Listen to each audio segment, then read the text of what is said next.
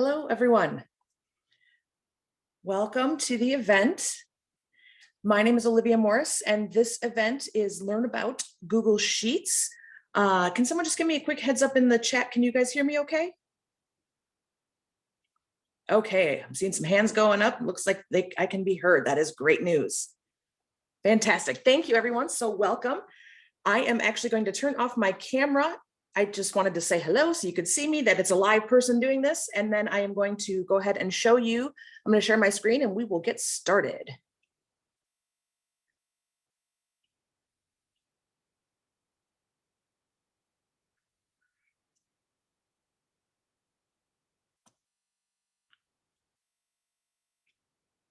All right.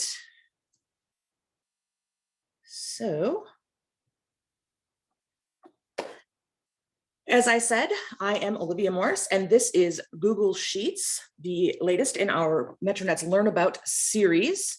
Thank you for attending today. As I said, I work for MetroNet, and I know that some of you are not from Minnesota, so very briefly, I will let you know that MetroNet is a multi-county, multi-type library consortium, which means that we are an organization that serves libraries by hosting events and offering scholarships and continuing education opportunities to the library community. We serve multiple counties, the Twin Cities metropolitan area, and we serve multiple types of libraries. So public, academic, special, and school libraries are all communities that we serve, and we offer programs. And this series, the Learnabout series, was suggested by some of our members that they wanted to learn more information. And so we put this together, and one of the most popular things people wanted to know about was the Google experience. So we've been breaking it into smaller pieces, and this is our Learnabout series. And today we're featuring Google Sheets. If you want to know more about the Learnabout series or see previous ones that you've missed, you can visit our website. The address is clicked right in there, metrolibraries.net, events and programs. Also, this presentation will be available via our YouTube channel, as well as this, someone just popped in the chat, will the slides be available? Yes, Darlene, the slides will be available. I'll show you that link at the end.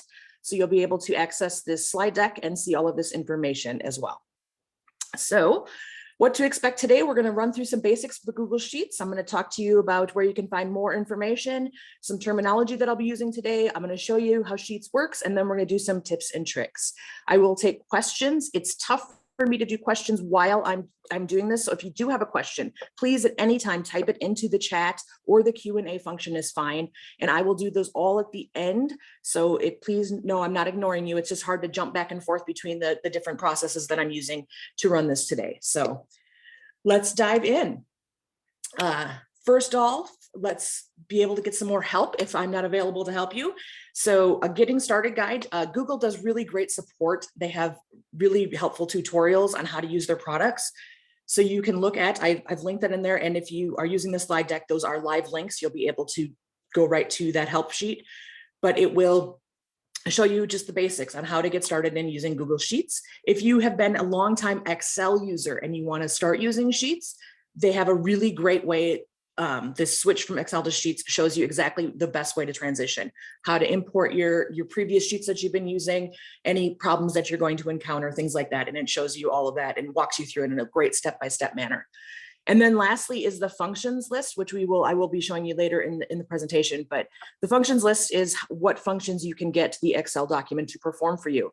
And I'm sure if you've used Excel or Sheets before, you are familiar with functions. If you have not, we will be talking about them very shortly. But a complete list is available for you through Google, and you can see that by clicking that link. All right, talking about terminology. So I'm going to use pretty much all of these words today. I just want to make sure that you know what we're talking about. So I'll start with the bottom, spreadsheet. So this is called Google Sheets, and that's their form of their processing for creating spreadsheets. So a spreadsheet is a document that contains data, and it can have one sheet of data or more than one sheet of data. A sheet is a single page. So if you think of it in terms of a notebook, a spreadsheet is the entire notebook, and the sheets are single pages in your notebook that you use for different things. And I will show you all of that. On a sheet, you will find cells. That is one single data point, and that is represented by a box. So anything that is selected in your sheet would be a single cell. You can add your data into each cell to create your spreadsheet. A column is a vertical set of cells, row being a horizontal set of cells. A range is a group of cells, and that can be any grouping. It can be column A and column B could be your range, or row 1 and row 2 could be your range, or row 1 through column C, and et cetera, et cetera. You can set it up any way you'd like, but a range is just a group of cells brought together for whatever purpose. A function, I mentioned those earlier, that the functions list was available. A function is any operation. So if you need to make your data do something, you need it to calculate or tabulate or alphabetize or any one of 1,000 things that you need data to do, you would use a function to get your data to do that automatically, so you don't have to create that. That is really what this program does. It lets you put in data and then manipulate it to use it however you want. So that is a function. A formula is a math procedure. So if you want to add up numbers in your sheet, that is, you use a formula to do that. The formula can be a function. So there is a formula for addition. So that is how it works. And I talked about sheet already and spreadsheet. So hopefully that'll clear things up as I'm talking. As I'm walking you through it, I think it'll get even more clear. I just want to make sure that we knew the words and you weren't confused if I keep saying this range or that range or this function. You know what I'm talking about. All right, so what we're going to be doing today, I'm going to show you the basics. How do we start a sheet?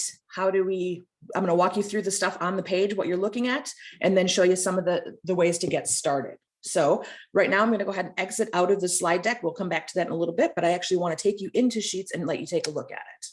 So you can open a sheet by opening up your Google Drive at any time and then selecting Sheets and Add New, etc.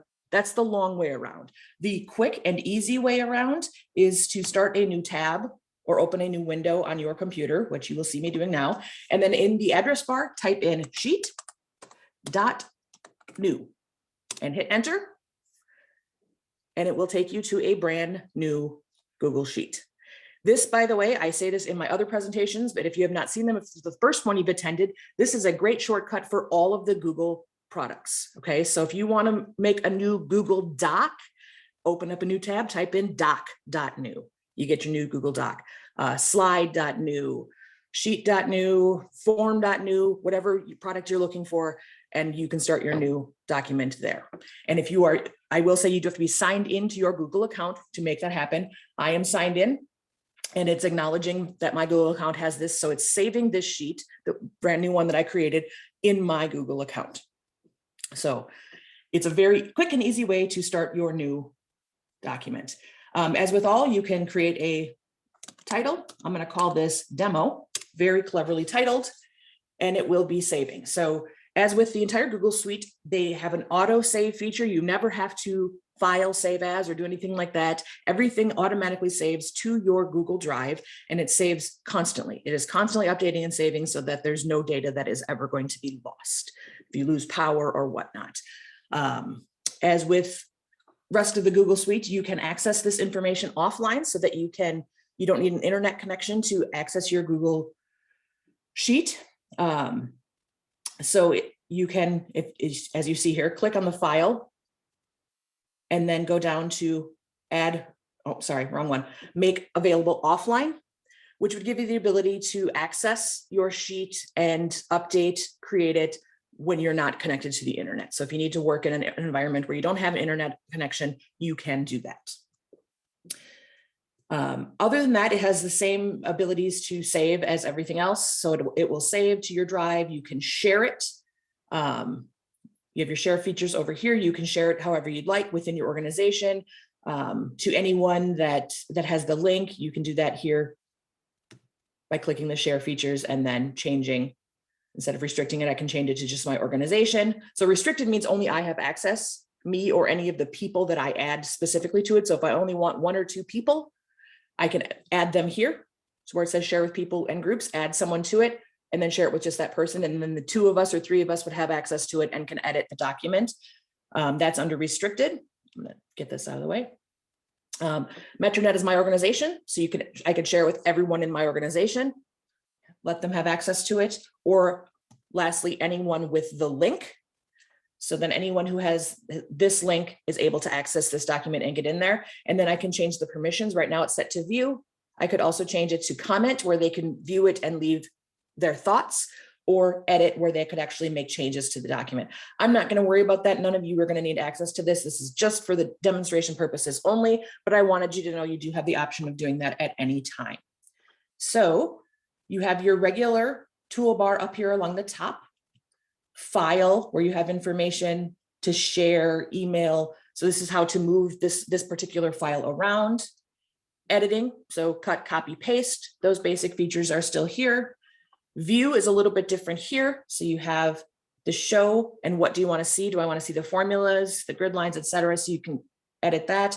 Freeze, which I'm going to be talking about in just a moment, to group or ungroup. So if you want to bring cells together or move them apart, zooming in, etc. And then insert. So I can add cells to my document. So if you have a spreadsheet that is already created and need to add more information to it, but say it's alphabetical or something like that, and you just want it in the right spot, you can add a cell, row, column, or new sheet at any time, and then it will shift the existing information around as you tell it to. So you can move your columns left or right to make room for the new column that you're adding, or the new row, or the new cell. So sorry about that. I'm not going to talk about all of the functions in each of these, simply because we only have an hour and there's a lot to go through. And I want to cover the basics today. So this is geared toward people who are just beginning or need a refresher course on this. And a lot of this is more advanced stuff that you're not going to use on a regular basis. So I'm just going to touch on the things that I think you need to hear the most. So also under insert is your functions. We talked about the functions earlier. So I said you have, the ability to add up items. So here's the function for sum, and it will give you a sum of all of the numbers in your document, or whatever numbers you tell it to. You can get an average, you can count. So if you have a bunch of names in there and you want to know how many of them are named Amy, you could count the number of Amy's on the list, things like that. You can find the highest number, the lowest number. These are common functions that are used. And then down here are lists to more. These are categories for functions. And then under each category, as you can see, there are many, many, many, many, many different kinds of functions that you can do. Just so many functions. Most of this is very, very advanced, and you will not be using this if you are just looking for a basic way to create spreadsheets to control data that you use on a regular basis. So there's functions, formatting. You will use formatting in a number of different ways. I see it often in numbers. If you're putting numbers into your text, you may want to do just a specific regular number, like this one, numbers with decimal points. If you want to make them percentages, if you want to do them as money, etc. If you want to do dates, you can change the format of your date to make it reflect a different, a different layout if you prefer. So there are different ways to set that up in your formatting. You can format the text in the standard ways. You also still have those featured here: bold, italic, strike through, underline, etc. Alignment. So this is how the text reads in the cells. Do you want it to read centered, left, right, etc.? Top, middle, bottom.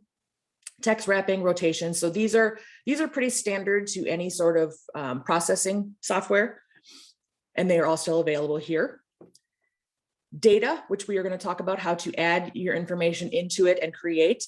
I don't use this a lot because Google Sheets is set up to be very user-friendly. So I don't actually come in here and manually manipulate the data through the data tab. I actually just use some of the shortcuts that are built into the document, which I'm going to show you in just a second. Tools has changed some things. They wanted you to be well aware of that. So tools, you can still do spell check in a sheet, which is good to know. If you need to, you can also add a form. A lot of people do forms and sheets simultaneously. So if you're having people sign up for something, they sign up through the form, and then that data can be tabulated into a sheet. And you can go either way. You can take the data from your sheet and create a form, or create a form and get it tabulated into a sheet. So they work really well hand in hand. So you can do that in either way.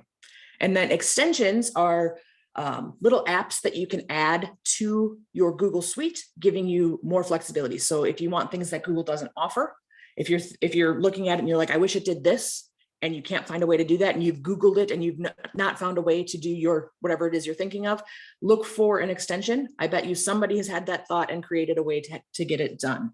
So extensions are little apps that you sign up. They're free. You add them to your computer. I actually have a bunch of them here.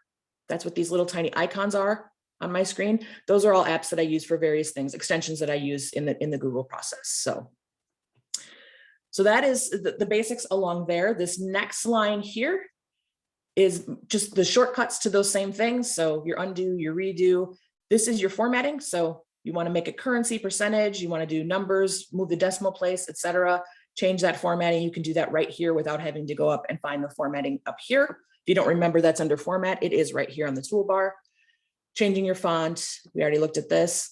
Some other things, text wrapping is important here. And then this, the little 3 dots for more information, I'm going to click that to open it up. This is where you find your shortcut to your functions. So you might need that if you are looking through, and I like to leave that open because often when I am creating a cell, I am using those functions. So the basics of starting your sheet. So this is my sheet right here. And if I'm going to do just a single sheet, I can leave it like this. If I need more, down here in the lower left-hand corner, you see it says add sheet. I'll go ahead and click that. And now you see I have sheet 1 and sheet 2. So if I need a 2-page sheet, I can do that, or as many as I want. I can keep adding more and more sheets. This little drop down next to it gives you some additional options for creating your sheets. So if you have a sheet set up and you have data in it and you need to duplicate it so that you can manipulate the data in a secondary manner, you can absolutely do that through this. You can copy that information to a new or existing sheet, rename it. So if each sheet has a particular function and need it to be named something, you can do that. Change the colors just to differentiate between them a little more easily. If you don't want to name them and you just need to be able to tell them apart very easily, we'll go ahead and change the colors. So now I have my green sheet and my blue sheet. And then this little thing here gives you the ability to jump between sheets. So if you have multiple sheets, they'll spread out along here, but eventually you'll run out of room on your screen. So you can always hit this to see which sheet and then easily jump between them by selecting the sheet. So that's how you navigate between each sheet. I'll stay here in sheet 1 and show you how to do some basics. So the basics to starting any sheet is you have to add data to your sheet. There are several ways that you can input data. First, you can manually type it in. So if I want to type in my information, student 1, I can do that. And then I can go to each cell I want to and add the information that I need. Obviously, that is the long way around. If you are creating a sheet from scratch, there's really no way about it, but you can also copy and paste. So if you have an existing spreadsheet, say you have an Excel spreadsheet or another sheet that you use or a sheet someone shared with you, and you want to copy it into your own so that you can work with it, you can literally highlight the other sheet, copy the whole thing and paste it into this sheet. Go to the first cell right where I am now and hit copy paste, and it will copy the whole thing in there. It will bring the formatting with, unless you tell it not to. So when you are doing the paste, you can do paste special and tell it to do just the values as the information contained in each cell, or just do the formulas, or just do the formatting, the way it's set up with the alignment or text wrapping. That's format only, formula only. So you can tell it different ways to put that information in. But if you just hit paste, just a basic paste will bring everything from the previous sheet into what you are doing right here. So you can do that. You can also go to File and you can import. So if you want to get a sheet from someplace else, so if I hit this, it's going to bring up my Google Drive and show me access to other sheets that I have here. And then I can navigate to the sheet that I'm looking for and import it into this new document that I am doing. So, and then there's other options. You can upload it from pretty much any location to bring it in here. So there are ways to get that in there, but we're going to pretend that we're starting a brand new sheet from scratch because it's easiest that way. And if you are starting and you are very new at this, that's what you need to know is, where do I start? So you saw me put information here in column A, row 1. It now says student 1. So I'm creating something about students. In order to manipulate the data, you need to navigate between them. So here was student 1. I selected that cell and I put that information in there, but now I want to go to the next column and put more information in there. So the easiest way to do that is to simply hit tab. Okay, tab moves you to the right. So it moves you between columns. So from student 1, I now have student 2. And then I hit tab and student 3, so on and so forth until I am done, if that is what I want to do. If I want to move backwards through my tab, that is shift, press and hold the shift key and then hit that tab. So tab moves me to the shift, tab moves me to the left, tab moves me to the right. Okay. If you want to go up and down, that is enter. So hitting enter moves me down, and then shift enter will also move back up. So if you want to move down your column, you can do that. You can also at any time use the arrow keys on your keyboard in the direction you want to go. So right arrow to the right, left arrow to the left, up for up, down for down. Very straightforward. So some people find that easier. I tend to do tab and enter because I'm typing information and they're easier for me the way that I type, tab and enter, instead of moving down to the arrow keys. But you know, your mileage may vary, whatever works best for you. The other thing that you can do at any time is move your cursor and simply click on a cell. So you can go one by one to the right, but if you want to jump around to add information or to change something in a cell at any time, simply clicking on a cell takes you to that specific cell. Okay. So that is a quick way to get information. So I've now started a basic spreadsheet. I have student 1, student 2, student 3 across the top, and then I could add more information for each one in each of their columns, right? So I could create a row for the next piece of information here, so on and so forth. But, and this is an important one that I like to make sure people know about, is creating headers. So if I want this row right here, row 1, I'm going to go ahead and click where it says 1, where it's gray there. I'm going to click that.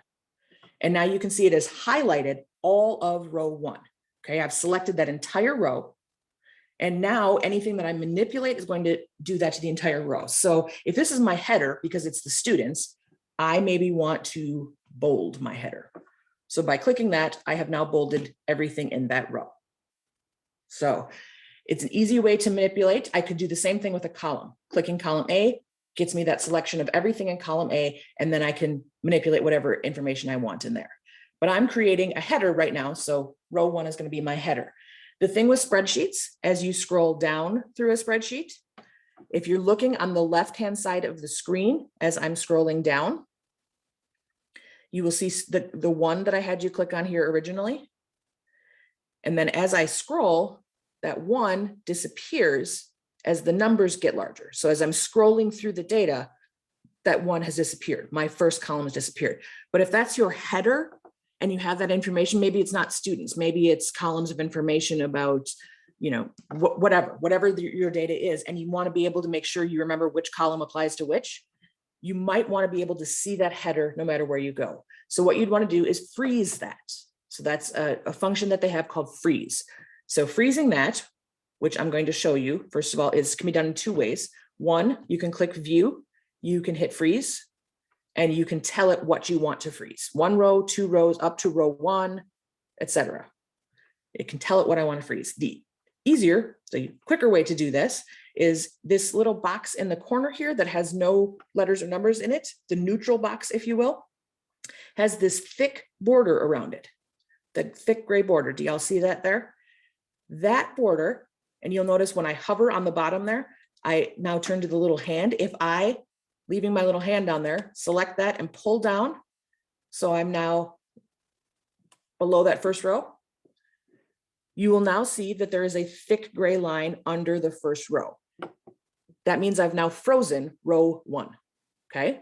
So now, if I scroll down, and you'll watch before when I did this, the numbers got larger, but the 1 disappeared. Now the numbers are getting larger, but you can still see that first row. It is frozen, so you'll always be able to see which column is which and identify them. So it's an easier way to view in your spreadsheet. And anytime I want to unfreeze that, I could simply drag it back up. You can also freeze individual columns by dragging this one to the right. So that's the quickest way to do freeze, and that is a very important feature you will find as you are creating your spreadsheets. So I'm going to go ahead and leave that one frozen because that is our header column. I am also going to show you when viewing data, sometimes it is simply easier to have the data in different colors. So under format, there is a tool called alternating colors. And I'm going to go ahead and click that. And it brings up this right-hand toolbar here. And I'm going to make it green today, because why not? And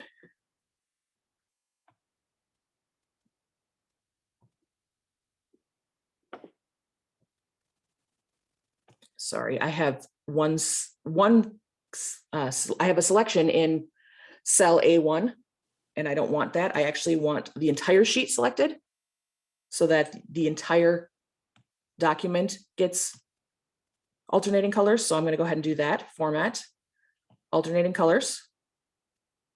Select this and hit done. And now I've selected the entire sheet. So again, and I kind of glossed over that, and I should go back and mention that that neutral box, the one that is between the 1 and the A in the upper left corner there, if you select that at any time, you are selecting the entire sheet. Okay, so I showed you how you can click on the 2 to select row 2. I can select 8 to do row 8.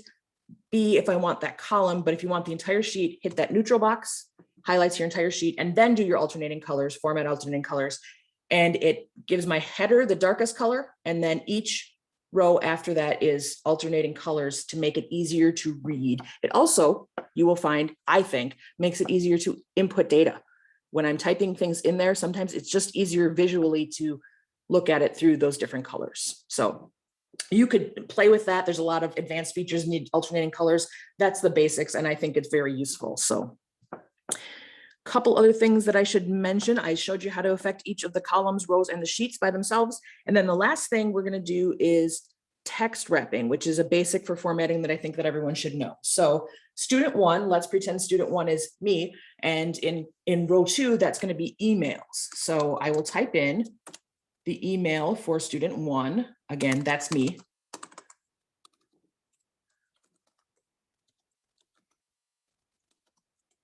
In case you're wondering, yes, that is my real email address. I shared that at the end in case anyone has any follow-up questions. So yes, that's my real email address, but I wanted to use it because it's long. Some people have short emails. Mine is quite long. And so with a lengthy email like that, and I put that in there, you will see it hangs into the next column. So my email address is overlapping into student 2. This can make for very ugly and messy sheets. So you can fix it. Here's how you can fix it. I'm going to select the cell that has the data in it that I want to fix, and then I'm going to do text wrapping. On this toolbar here, it's this one with the left bar and then the arrow splitting the right bar, and then the drop-down arrow. If you hover over it, it says text wrapping, okay? When you click on it, you will see 3 sub options. One is the first picture, one with an arrow that curves backward, and then one with just a line, no arrows of any kind. So the first one that we're looking at, that is overflow. That's the default, and that is what you see right here. That is where my email address overflows into the next column. Now, if you're just having one column of information, then it doesn't matter if it overflows into the next column, so don't worry about it. But if you don't like that, you can wrap it. So wrapping it, I'm going to just show you, will then keep it in your column widths and just make it longer. Some people don't like this because it breaks up the data in a strange way. For instance, my email address is now broken in half, which doesn't necessarily look right. And if you're going to copy that, it might not work for you. So your final option is clip. What clip does is it cuts that information off at the box. Now, it doesn't actually cut the information. The information is all still there and available to you. So when I select the cell, I'm going to get out of the cell right now and move to another one. When you look here, this white bar where the cursor is moving back and forth, that shows you the information contained in each cell. So right now in cell B3, there is no information. If I go back to A2 and select it, Even though the A2 itself only shows Olivia at Metronet, the entire email address displays up here. That's what is in the cell.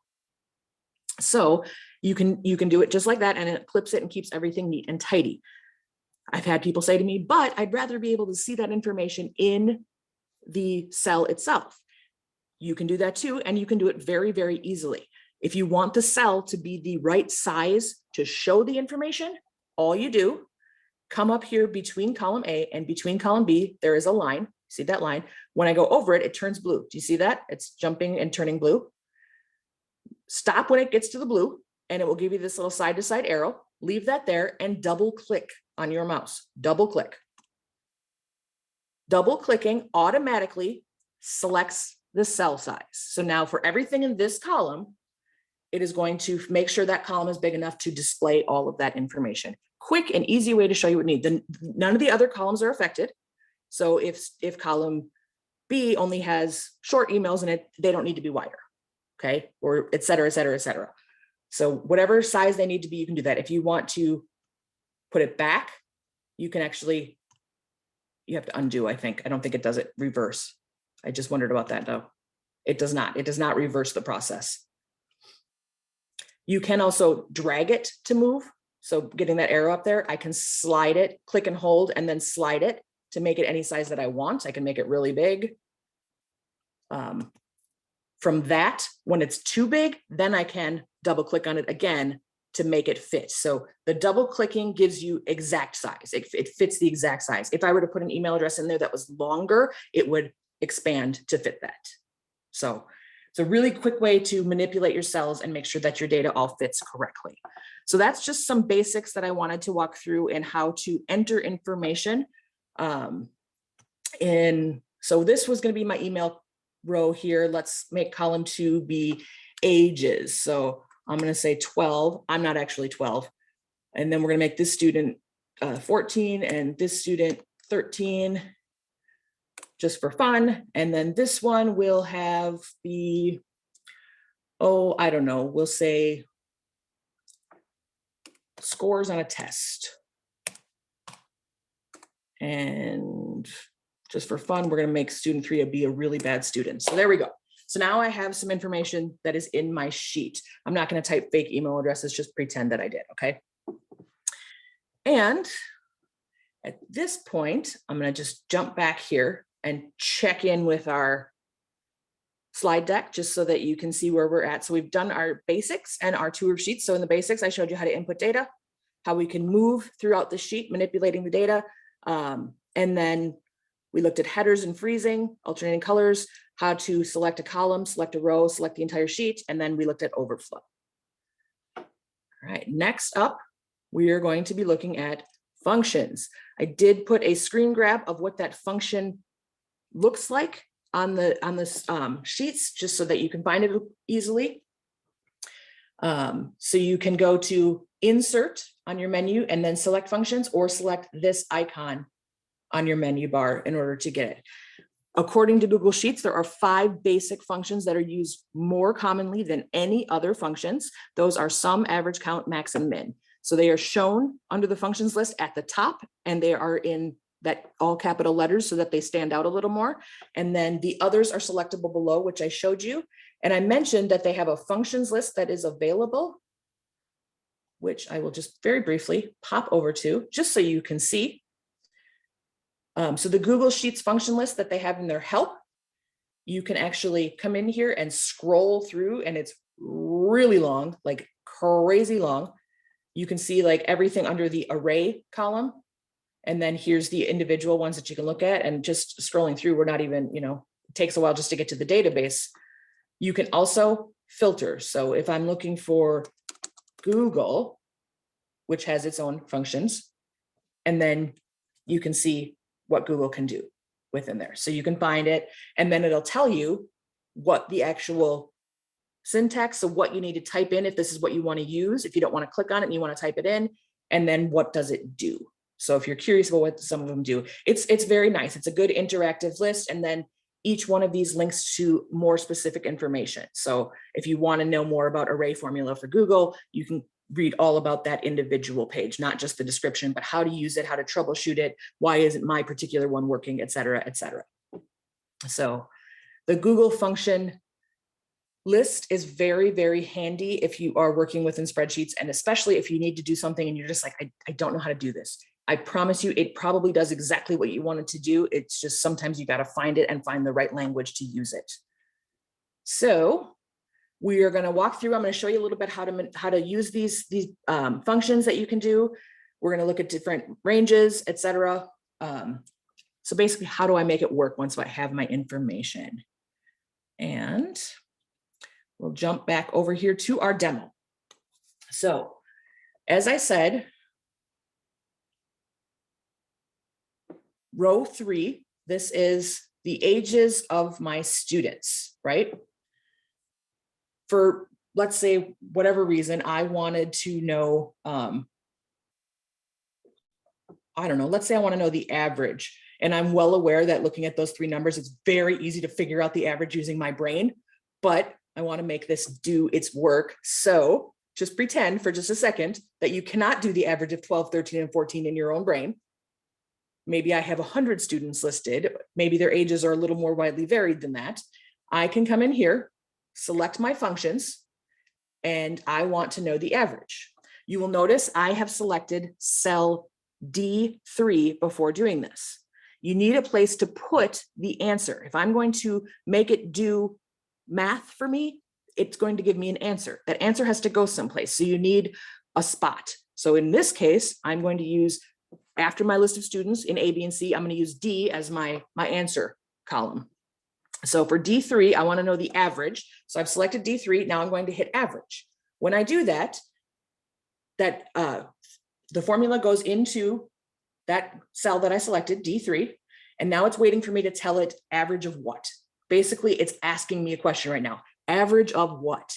So I'm going to come over here, click my cursor on A, and then drag over here to C. So I've now highlighted A, B, and C in row 3. So I'm telling it, this is what I want the average of. When I release this and hit enter, it then turns that question into an answer. So the average of column A, column B, and column C in row 3 is 13, okay? I could have, I'm gonna undo that for a second, done a sum. Maybe I wanna know the total ages of my students. I don't know why I would wanna know that, but maybe I do. So I'm gonna go ahead and hit sum. Same thing, I need to select and drag and then hit enter, okay? So adding the ages of my students gets me 39. In this one, so let's do the average of their test scores. So I'm going to select this D, hit function average, and then do A, B, C, enter. And the average test score is 82.67 repeating, okay? Fabulous. So if I select now this, where I have the average, selecting this cell, D4, tells me up here, this cell is giving me the average of A4 to C4. A4 to C4. That is what I selected. If you want to type these yourself, you can. I don't know why you would. It's much easier to do it this way. However, some people need to edit or manipulate, and you can do that at any time. So selecting a range of cells, which is what I did by selecting A4 to C4, selecting that range can be typed in here by typing, starting at A4, colon is used for ranges, okay? The colon is used to separate the start and the end of a range. A4 to C4, that is the range that I have selected, all right? If I wanted to do individuals, so let's come down here. Maybe I want to do the average, but only of student B and C. So I only want to do those two because the first one was 100 and I felt they were screwing up the curve. So I switched that to just 2 students. So when you only have 2 cells selected, it is B4, comma, C4. So if you're just doing a function between two distinct cells, a comma separates them. If it is a range of cells, more than two, a colon separates them. I can also, let's go down here and create another one. Maybe I want to know the average of every one of my numbers. I don't want the email address. So the ages and the scores. So now you can see, sorry, clicking on that cell. You can see that now it goes from A3 to C4. So it's doing both rows of all three columns, giving me that average. So very easy to create that data. I can take it out at any time and delete it. I can undo. I could also just come up here and delete it. And now that information is gone, doesn't appear in that cell. When I click back in there, there's no more information. If you delete it in the cell, so if I have the 74 and I am selected in the cell and I delete that, come back, it's also gone. So either the bar up here, the function bar, or in the cell, you can get rid of that information if you don't want it for future reference. So that is how you can do basics. If you need more and more functions, if you want to do different things, you can do that at any time. So if you're looking for math and you wanted to do, I don't even know what would be an easy one to show you, but there's pretty much every math you could possibly think of. You can do subtotals are ones that you're using if you're creating budgets. You'll often want to get a subtotal. So you'll want to do a subtotal for a shorter range and then do, you know, whatever else you're adding onto it to get a grand total. You can find that information in here. So they have really anything that you can possibly think of. But if you're starting out and creating basics, I find myself using the sum feature and also the average feature quite frequently. So those are some quick basics for how to do, I showed you how to do separate cells and how to do ranges, and those are some of the basics that we can do there. The next thing that I want to do, and I'm not really sure what happened to my slide deck, how I got off of that, I must have moved that whole sheet.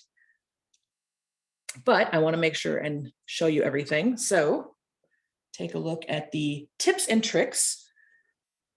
So there are quite a few of them on here, and I'm going to try to hit them all. We're running a little short on time. I think we're okay. I think we're going to be fine, but I just want to make sure that you have all of the information, and the tips and tricks are some of the fun stuff that will make your lives a whole lot easier. So this is the list, which again, you will be able to see the slide deck at the end, but let's jump back to that sheet so you can see some of these fun features.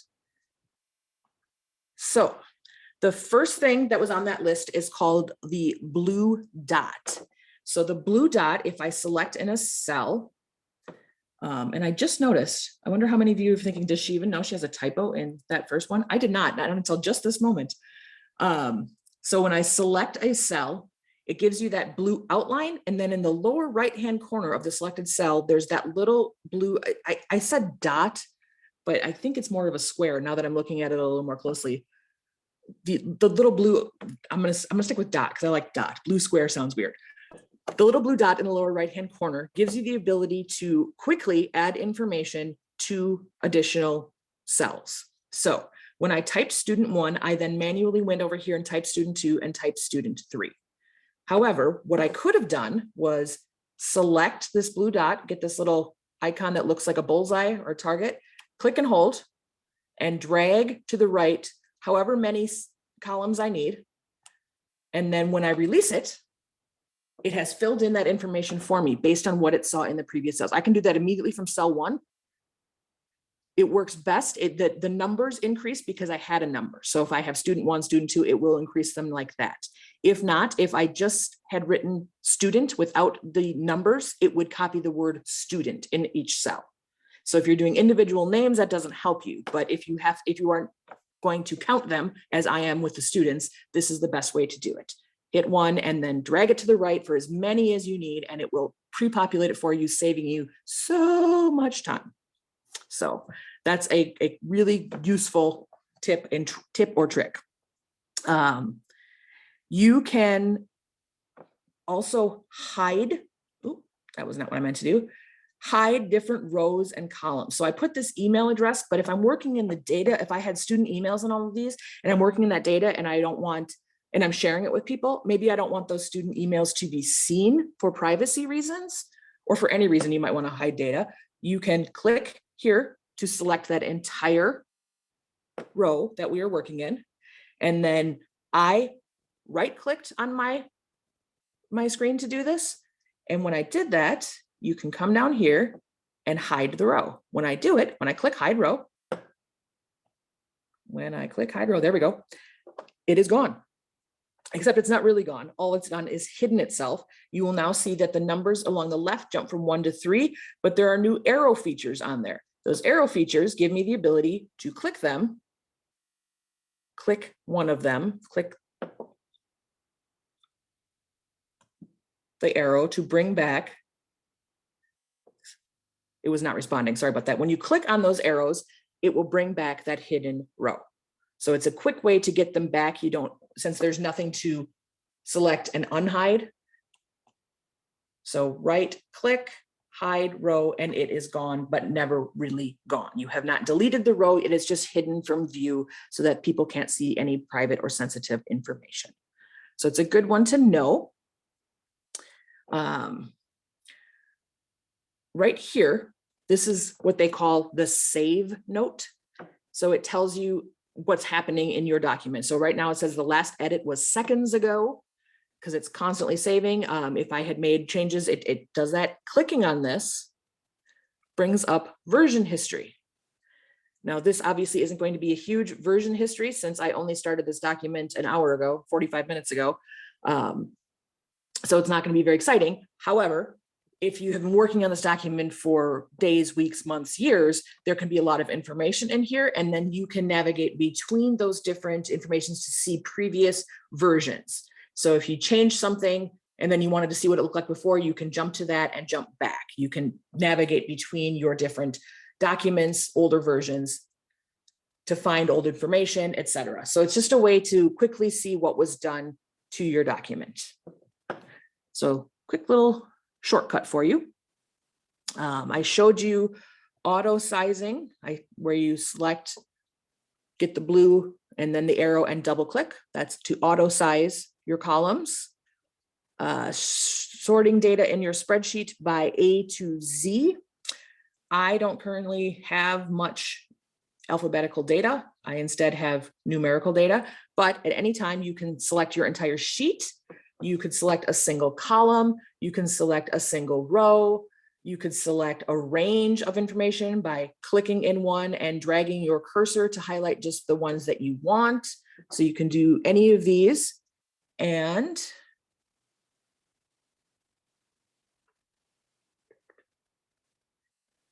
it doesn't appear to be showing on the screen for some reason. It's like frozen on me. I think it's getting tired at the end of the day is what's happening.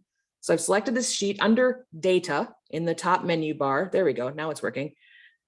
Under data, you can sort your sheet or sort your range by column A to Z, column A, Z to A, etc. Or you can do advanced options if you want to sort it by first name, then last name, etc. There's a lot of things, but it's helpful if you've created data and you put it in or plugged it or copied and pasted it, and then you want it neatly organized and you want to alphabetize. This is an easy way to do it. So just data and then sorting your cells is a good way to do that. I did link in the slide deck. I'm going to jump back there real quickly. A beginner sheets test. So if this is new information for you and you're like, boy, she said so much stuff and I don't think I remember all of the things she said. First of all, you can rewatch this at any time. Second of all, you could actually walk through and take this test. A school system in California put this together, and it actually lays out what it wants you to do. The directions are on there. It's something you could do if you're teaching sheets to students. This would be a great way to do it. So you can it tells them, set it up and then do the things, and it wants your ending to look exactly like theirs. And it tells you what it wants you to do. So it's a great way to just practice this information and find more, make sure that you know what you're doing, find more help. So I did link it in there so that you can see it. So that is in the slide deck. Heat maps are a really good thing that I want to make sure and show you here before we get done.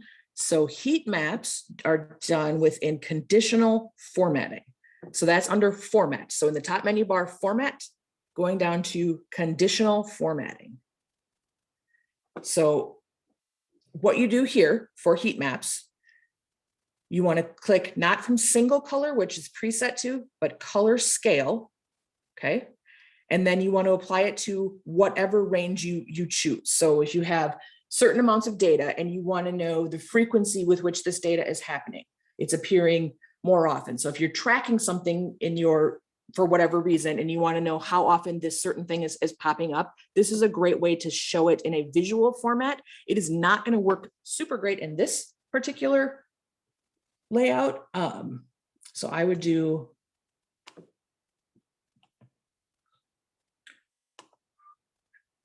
these 4. So A3 to D4 is the data range that we're going to work with. And it's preset for the color scale on how you want to set it up, from dark colors to lightest colors. Okay.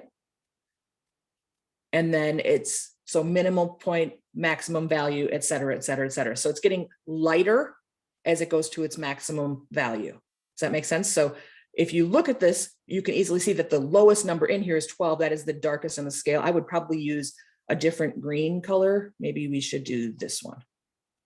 That might make it a little more visually accessible, I think, changing the color. So the lightest number, the lowest number is green, lightening up, then we hit the yellows up until the highest number is the darkest red.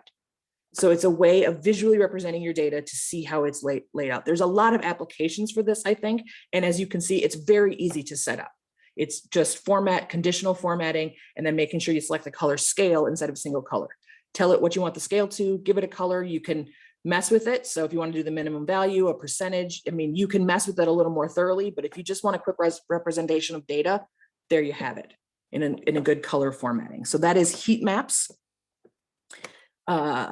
Protecting cell data. I'm going to hit done on that one and close the color scale.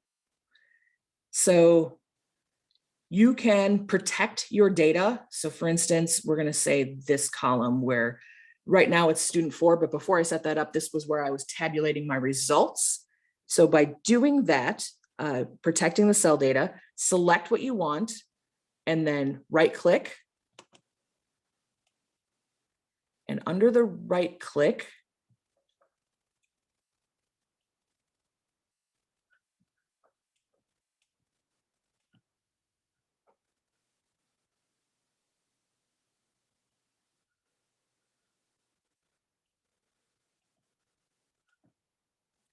okay, sorry, I had to scroll all the way to it. All the way down at the bottom. So right click, and then all the way down the bottom where it says view more actions.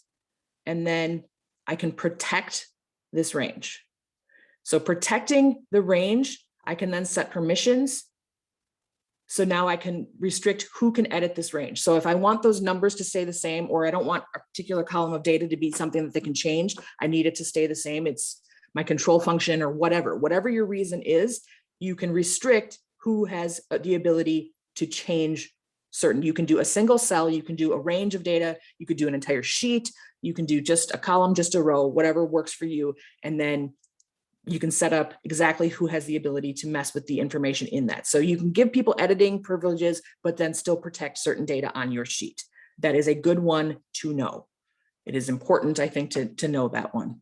And I am we're a little short on time, so I am skipping some of the things on my, on the tips and tricks. I'm kind of just picking and choosing the ones that I think are the best for you.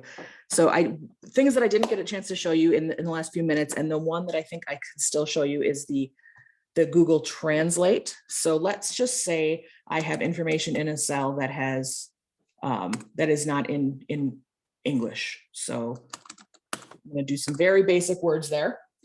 And then I'm going to come over here, select my functions, and go to Google and Google Translate. And now it's asking me Google Translate what? So I'm going to select this. Oh, it didn't like that because it doesn't know what to translate that from. So what I'm going to do is I'm going to undo it and I'm going to just do a single word.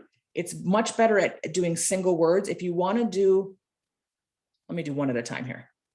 So I'm going to do adios and translate, and it's loading and it's translating that as bye-bye.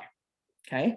And then in this one down here, I'm going to do function, Google Translate this one, enter, and there's hello. So now I've translated those two words. If I wanted to do an entire row translated, what you actually need to do, I found, and this took me a long time to figure out because I'm like, I don't understand why it won't work for the whole thing.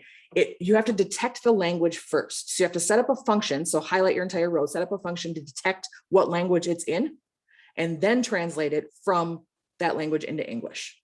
I don't know why it requires that extra step. You can do it without the extra step for a single cell, but for a row of cells, you need to first detect the language, then translate the language.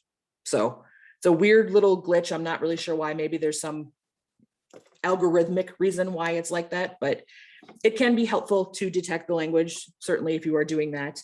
So you can detect if there's in there and you don't recognize the language, you can actually use the detect to detect a language. I practiced that to make sure it worked. I went to the internet and copied some things that were in Arabic and pasted them into a cell and then detected the language, and it worked. It came up and it said, this is Arabic. And then I translated it and it came up with the translation that was the same as regular Google gave me, which is to be expected since they're all working off the same thing. But so I can't swear it was right, but I think it was close. I just did hello in Arabic and it came up with hello. So it does work, I think, pretty well. All right, so those are some of the cooler things that I wanted to show you. There are more. I'm going to flip back to the to my slide deck real quick because I did not get a chance to go through all of them. So there are some in here that you will be able to play with. It showed you most. I didn't do proper function, unique functions, or how to do a QR code by data.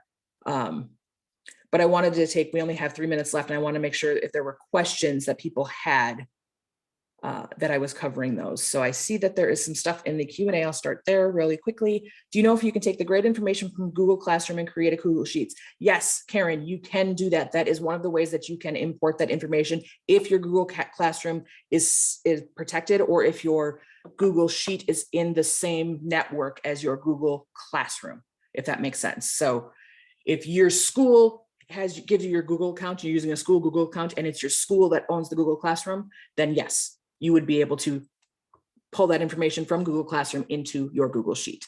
Yes, you could also hide a column. It works the same way. I did it with a row where you right click and then hide. If you selected the column and click right click on the column, same thing, it will hide the column as well. Good questions both. Let's take a look at the chat really quickly. Scroll up, a lot of people saying, yes, they can hear me. Will the slides be available? Yes, I just showed you. Alternating color, lots of compliments. Thank you for everyone for the compliments. And doesn't seem to be any questions that are in there. So that is great.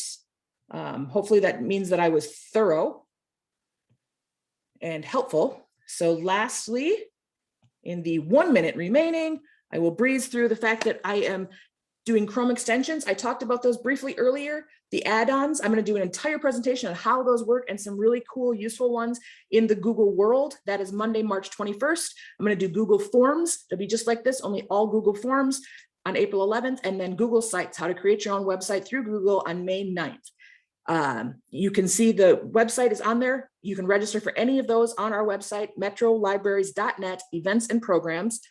Again, that is a live link in the slide deck, and also a link to our YouTube channel where you can see previous ones we've covered. Google Docs, Google Slides, and Google Drive already. Last but not least, we did questions, and my email address is on there, as well as the link to the slide deck, which is bit.ly/learnaboutsheets. making sure that everyone can see that. Okay, so that is where you will find this slide deck and my email address. If you have further questions at all, please, at any time, go ahead and reach out to me. I'm happy to help you. Someone just said in the chat, where is this archived? Again, the link will be on the slide deck for the YouTube. This one will be up there in like maybe a day or two. But also visiting our website, metrolibraries.net, you will be able to find that link to that YouTube channel where you will find this information as well.